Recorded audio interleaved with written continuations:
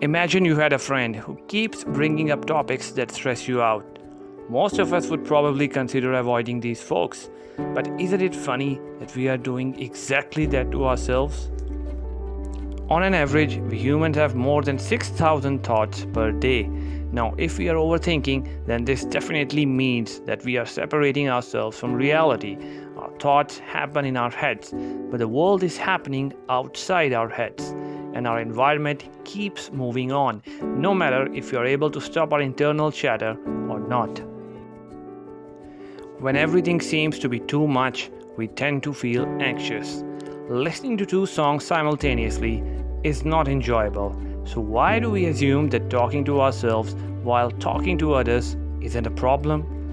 Overthinking can change the way you work with others and the way you do things.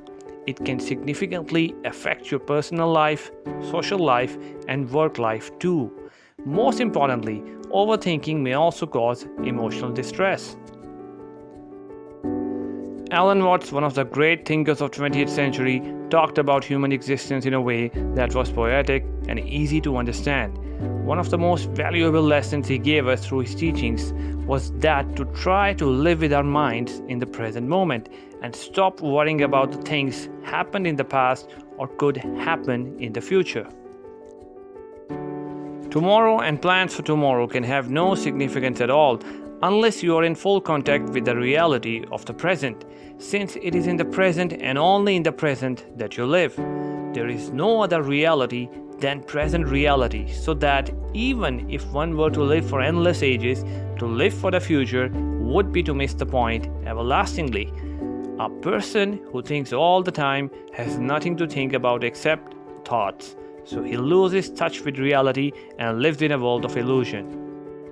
According to him, one of the main reasons we are unable to quiet our minds and keep on chattering with the other person in our heads is because we try too hard to quiet our minds. If you are overthinking, stop trying to stop thinking, because that just leads to more thinking. When you stop trying to force your mind to be quiet, it can settle down and become quiet. In the same way as muddy, turbulent pool quiets itself when left alone, you have to know how to leave your mind alone. It will quiet itself. Do subscribe and hit the like button if you like this video. And don't forget to share your favorite quote from Alan Watts in the comment section.